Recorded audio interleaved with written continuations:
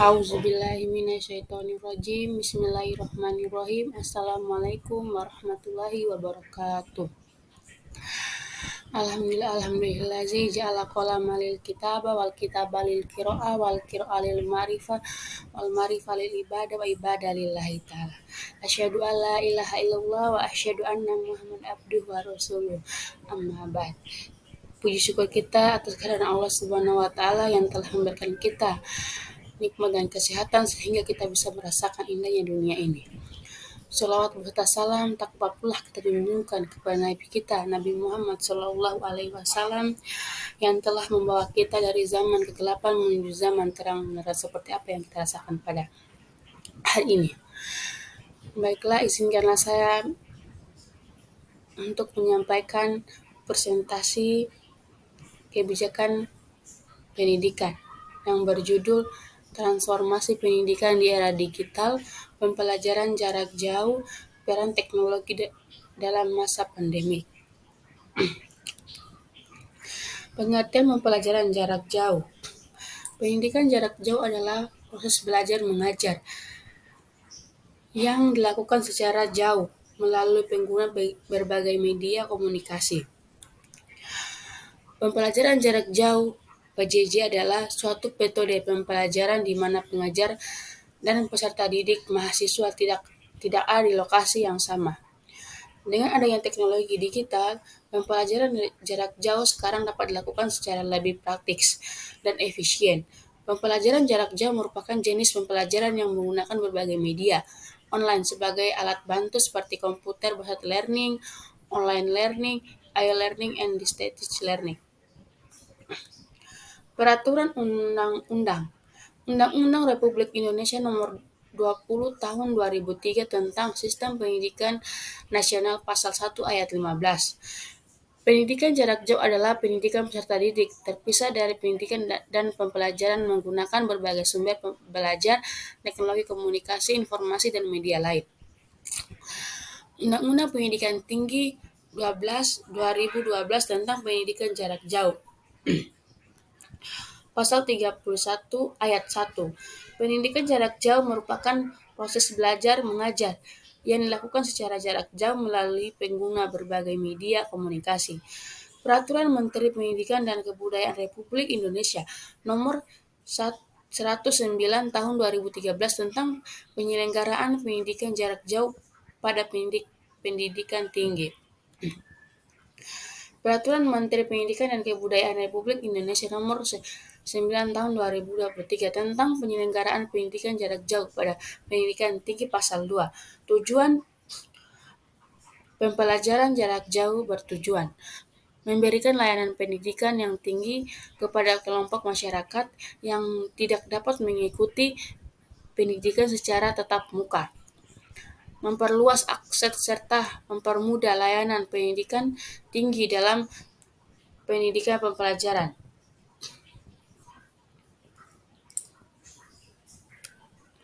Prinsip-prinsip pembelajaran jarak jauh. Prinsip-prinsip dasar pembelajaran jarak jauh dijelaskan dalam Surat Edaran Nomor 4 Tahun 2020 dari Menteri Pendidikan dan Kebudayaan tentang pelaksanaan kebijakan pendidikan dan masa darurat penyebaran coronavirus (COVID-19). Keselamatan dan kesehatan fisik peserta didik, pendidik, kepala satuan pendidikan, dan seluruh warga satuan pendidikan sangat penting selama pembelajaran jarak jauh. Menyajikan peserta didik mengenali pengetahuan belajar yang bermakna tanpa terbebani dengan kewajiban untuk menjangkau semua tujuan kurikulum. Pembelajaran jarak jauh fokus pada keterampilan hidup, seperti mengenai dan memahami pandemi COVID-19. Pembelajaran jarak materi pelajaran meliputi usia, jenjang pendidikan yang konteks budaya, kepribadian, dan jenis kekhususan siswa. Prinsip-prinsip pembelajaran jarak jauh. Aktivitas dan tanggung jawab siswa dapat berbeda-beda, bertanggung pada daerah, satuan pendidikan, minat dan kondisi siswa, dan akses mereka ke fasilitas pembelajaran jarak jauh. Hasil belajar siswa selama pembelajaran jarak jauh diberikan sebagai umpan balik kualitatif yang bermanfaat bagi guru tanpa memberikan nilai kuantitatif. Memfasilitasi komunikasi interaksi dan positif antara guru dan orang tua. Peran sekolah dalam pembelajaran jarak jauh. Sekolah memainkan peran penting dalam proses pendidikan, terutama dalam pembentukan generasi muda yang terampil dan terdidik. Menurut Falan dan Trisnawati 2023, berikut ini adalah beberapa fungsi penting yang dimainkan oleh institusi pendidikan. Atau menyediakan akses pendidikan. Nah, dalam konteks ini, sekolah memberikan pendidikan kepada semua anak tanpa memandang latar belakang mereka, memungkinkan anak-anak mencapai potensi mereka dan menjadi anggota masyarakat yang produktif. Meningkatkan kemampuan akademik dan sosial. Meningkatkan kemampuan akademik dan sosial, sekolah memberikan pendidikan yang sistematis dan terorganisir yang membantu anak-anak meningkatkan kemampuan akademik mereka. Selain itu, sekolah meningkatkan keterampilan sosial anak-anak melalui interaksi dengan guru dan teman sebaya. Mengembangkan karakter. Nah, dalam konteks ini, selain membantu meningkatkan keterampilan akademik dan sosial, sekolah juga membantu dalam mengembangkan karakter dan moral anak-anak. Sekolah membantu anak-anak untuk memahami nilai dasar seperti kejujuran, disiplin, tanggung jawab, dan kerja keras.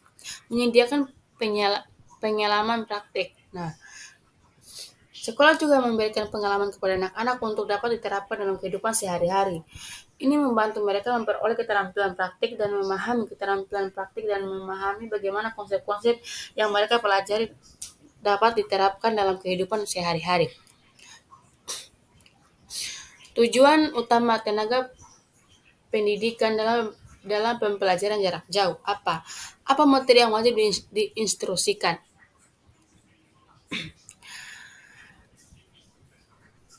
Dalam konteks ini, tenaga pendidikan harus melakukan dua hal penting. Pada awalnya, tenaga pendidikan berdiskusi dengan pemimpin tenaga materi yang pembelajaran yang tanpa meninggalkan kurikulum yang sudah berlaku. Adapun yang harus dilakukan tenaga pendidik yaitu sebagai berikut: meneladani kurikulum atau pedoman yang telah ditetapkan oleh Dinas Pendidikan, meneladani instruksi dari kepada sekolah ataupun panduan resmi yang disetujui oleh kepala sekolah. Tenaga pendidikan harus senantiasa berkomunikasi dengan kepala sekolah tentang perkembangan pembelajaran dan masalah yang ada dalam selama proses pembelajaran. Tenaga pendidikan harus senantiasa meminta kesepakatan kepada pemimpin tentang kurikulum dan perencanaan siswa. Kurikulum harus dievaluasi tenaga pendidik, harus mematuhi arahan pemerintah dan memperhatikan sumber daya yang tersedia. Pendidik harus memberikan pembelajaran tanpa membebani siswa untuk menyelesaikan kurikulum. Tidak hanya itu, tenaga pendidik harus memiliki kemampuan untuk membagikan pengetahuan dan keterampilan ini supaya siswa tidak menghadapi kesusahan. Oleh karena itu, tenaga pendidik perlu memperhatikan hal-hal berikut. Menetapkan tujuan kurikulum dengan mempertimbangkan kesediaan peserta didik, menggunakan panduan resmi sebagai rujukan dalam pembelajaran dan mempertimbangkan sumber daya penunjang lainnya yang melakukan pembelajaran sesuai rencana dengan kesepakatan kepala sekolah. Siapa? Pada figur pembelajaran, tenaga pendidik perlu memiliki pemahaman mendalam tentang peserta didik dan mengetahui cara mereka belajar. Ini akan membantu peserta didik mengajar merancang pembelajaran jarak jauh. Nah,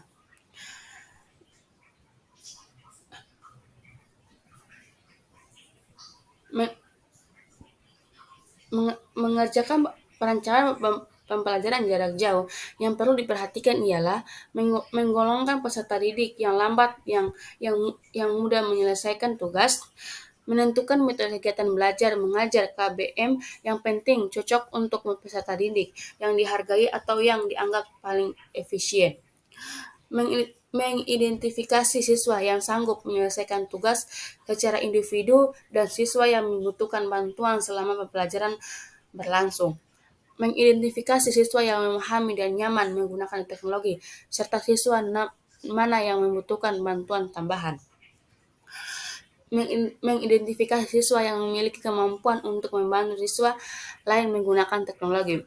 Untuk menentukan tujuan yang sesuai dengan kapasitas dan keperluan peserta didik, selama proses pembelajaran, pendidik harus memahami kondisi sekitar rumah dan kondisi psikososial yang dialami peserta didik. Oleh karena itu, yang perlu diperhatikan peserta didik sebagai berikut ialah tenaga pendidik harus memahami tempat siswa dan lingkungan berdasarkan kenyamanan, keamanan, dan ketersediaan kebutuhan fundamental yang mencukupi. Memahami kondisi fisiologis dan emosional peserta didik, seperti kecemasan dan ketakutan, dan apakah jaringan sosial di sekitar rumahnya atau komunitasnya mendukung pendidikan. Dalam proses pembelajaran jarak jauh, tenaga pendidikan harus mengetahui siapa siswa yang memiliki akses ke teknologi dan jenisnya, lamanya menggunakan biayanya, dan cara mereka mengakses materi pembelajaran. Mereka juga harus tahu bagaimana siswa dan pendidik berkomunikasi satu sama lain dan siapa yang lebih membutuhkan bantuan untuk mengakses. Pendidikan harus tahu siapa di antara anggota keluarga siswa yang dapat membantu menuntaskan tugas rumah. Mereka juga perlu tahu mana siswa yang lebih membutuhkan dukungan dan membimbing daripada guru. Bagaimana? Pendidikan harus pandai memberi penilaian pada diri mereka sendiri dalam berinovasi dan menjadi lebih inovasi sambil tetap mengedepankan pendidikan yang efektif dan pembelajaran inklusif. Sebagai tenaga pendidik, pendidik harus memperkuat diri dan meningkatkan kemampuan profesional. Prinsip-prinsip pembelajaran jarak jauh secara umum. Yang pertama, good structure. Perorganisasian proses pembelajaran dan materi ajar haruslah dirancang dengan baik, jelas, dan konsisten. Clear objective. Tujuan pembelajaran haruslah jelas sehingga proses identifikasi pengalaman belajar yang sesuai, penentuan pilihan teknologi yang tepat, serta proses evaluasi menjadi mudah, baik tutorial maupun serta mengetahui dengan tepat tingkat penguasaan yang diharapkan oleh mata kuliah. Selanjutnya, Smart Unit. Isi mata kuliah dan cara menyampaikan materi pelajaran diorganisasikan dan disajikan dalam unit-unit kecil untuk memudahkan proses pemahaman. Selanjutnya, peluang untuk berinteraksi melalui berbagai aktivitas peserta atau berbagai latihan terkandung dalam rancangan pembelajaran dan materi ajar. Selanjutnya, pokok bahasa yang penting harus diulangi secara periodik untuk memberikan penekanan dan pengomposasi keterbatasan kemampuan mengingat peserta.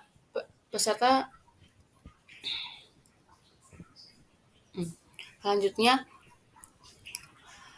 informasi harus disajikan dalam berbagai bentuk formal dan media yang berbeda untuk menarik berbagai minat dan latar belakang peserta. Open-ended. Tugas, contoh-contoh, dan masalah harus terbuka atau tidak terbatas open-ended. Feedback. Para peserta harus menerima umpan balik feedback secara teratur atas kemajuan hasil belajarnya.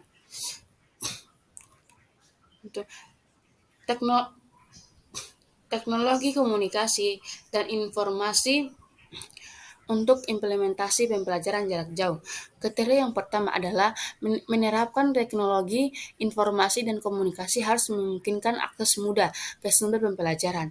Kriteria kedua adalah bahwa penerapan teknologi informasi dan komunikasi harus menghasilkan lingkungan belajar virtual yang setara dengan pengalaman belajar tatap muka konvensional. Kriteria ketiga, implementasi teknologi informasi dan komunikasi harus menghasilkan sistem pembelajaran yang efektif yang memanfaatkan dan menggunakan sistem pembelajaran.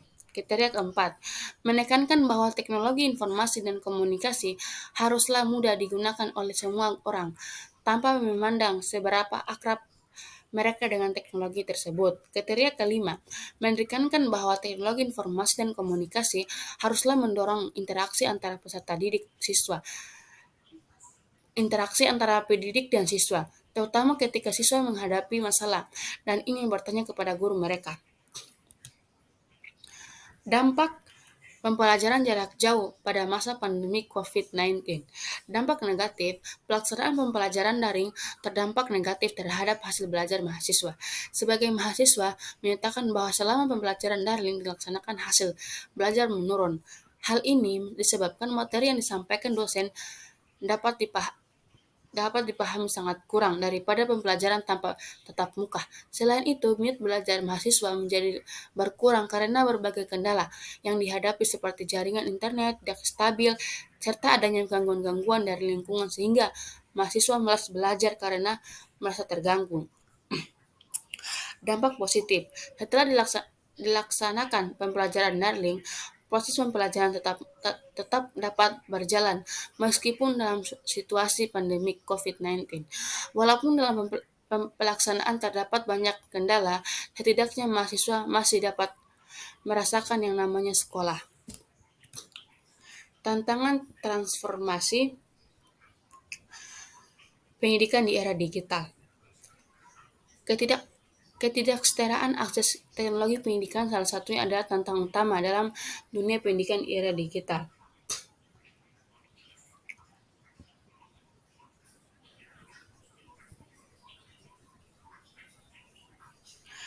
Perbedaan ekonomi masyarakat dapat menciptakan ketidaksetaraan dalam kepemilikan perangkat teknologi dan akses internet.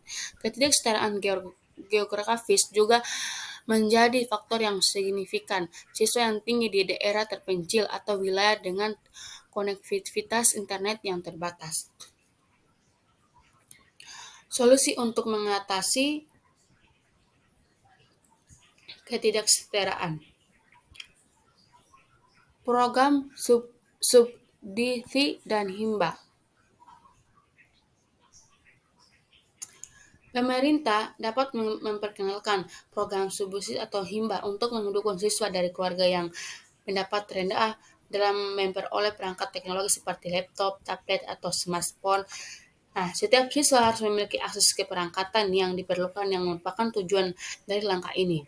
Yang kedua, infrastruktur dan akses internet. Upaya perlu dilakukan untuk meningkatkan infrastruktur dan akses internet di daerah-daerah terpencil atau wilayah dengan konektivitas yang terbatas.